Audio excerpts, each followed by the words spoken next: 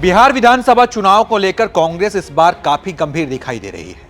एक समय था जब पार्टी पर आरोप लगते थे कि कांग्रेस वाले चुनाव को सीरियसली नहीं लेते, लेकिन पिछले कुछ चुनाव में मिथक टूटा है, जमीन पर कांग्रेस सक्रिय हुई है। अब बिहार चुनाव से पहले पिछले 5 महीनों में राहुल गांधी 7 बार बिहार का दौरा कर चुके हैं। वो आज फिर से पटना पहुंचे और इस बार राहुल गांधी बड़े भाई की भूमिका में नजर आए। राहुल गांधी के साथ तेजस्वी यादव, मुकेश सहनी और भी कई नेता मौजूद थे। तस्वीर देखिए, बीच में है राहुल गांधी और उनके बगल में है दूसरे नेता। चुनाव आयोग के मतदाता पुनरीक्षण के खिलाफ आज विपक्ष ने बिहार बंद का ऐलान किया था। कांग्रेस इसे वोटबंदी कहकर जगह जगह प्रोटेस्ट कर रही थी। पूरे बिहार में महागठबंधन के कार्यकर्ताओं ने अलग अलग इलाकों में अलग अलग सड़कों पर उतरकर वहां पर बंद करवाया। राहुल गांधी आज खुद पटना की सड़कों पर घूमते नजर आए, बिहार बंद को धार देते दिखे। पटना एयरपोर्ट पहुंचने के बाद राहुल गांधी सीधे आयकर गोलंबर पहुंचे, जहां पहले से ही तेजस्वी यादव समेत तमाम बड़े नेता उनका इंतजार कर रहे थे। जैसे ही राहुल गांधी वहां पहुंचे, इसके बाद तेजस्वी यादव, राहुल गांधी, दीपांकर भट्टाचार्य, मुकेश सहनी जैसे दिग्गज नेता एक वाहन पर सवार होकर मार्च के लिए निकल पड़े। गाड़ी पर दिग्गज नेताओं के साथ पटना की सड़क पर कार्यकर्ता लगातार पैदल मार्च कर रहे थे। पैदल मार्च करते हुए ये हुजूम शहीद स्मारक पहुंचा, जहां निर्वाचन कार्यालय से कुछ दूर पहले ही पुलिस ने बैरिकेडिंग करके रखा था। कई कार्यकर्ताओं ने यहां बैरिकेडिंग को तोड़ने का प्रयास किया। कई बार स्थिति यहां पर तनावपूर्ण भी हुई।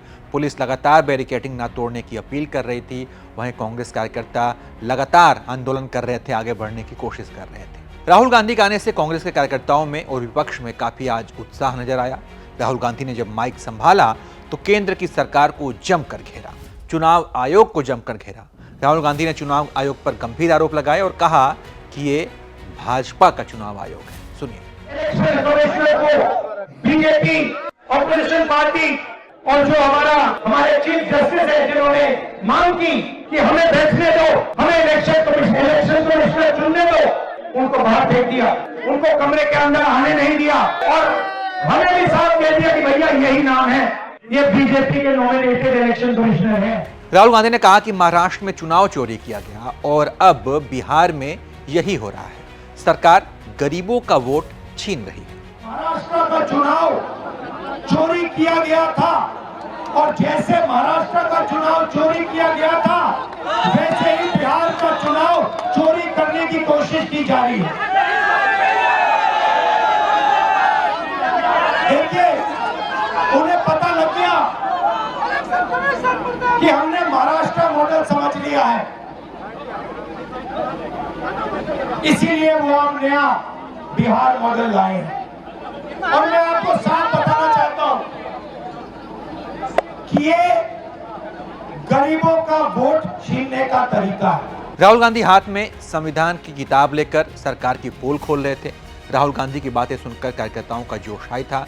कार्यकर्ता अपने नेता को देखकर उत्साहित थे, वहीं विपक्ष में भी एकजुटता नजर आ रही थी।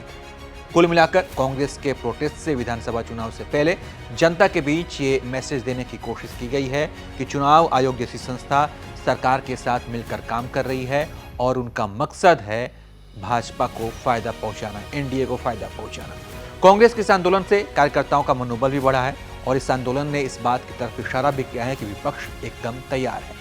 इस बार चुनाव कांटे की टक्कर का होगा और कहा जाए तो आज के आंदोलन से कार्यकर्ताओं की एक प्रैक्टिस भी हो गई कि उन्हें आगे किस तरीके से मार्च करना है, कैसे सरकार को घेरना है। बिहार पहुंचे राहुल गांधी को आज गोपाल खेमका के परिजनों से मुलाकात करना था, जिनकी कुछ दिन पहले ही गोली मारकर हत्या कर दी गई, लेकिन सिक्योरिटी कारणों की वजह से उन्हें वहां जाने से रोक दिया गया, जिसके बाद राहुल गांधी सीधे पटना एयरपोर्ट गए और वहां से दिल्ली के लिए रवाना हो गए। तो आज कांग्रेस का आंदोलन, राहुल गांधी की स्पीच कैसी लगी, इसके बारे में आप क्या सोचते हैं, अपनी राय दीजिए और देखते रहिए आप एबीपी लाइव।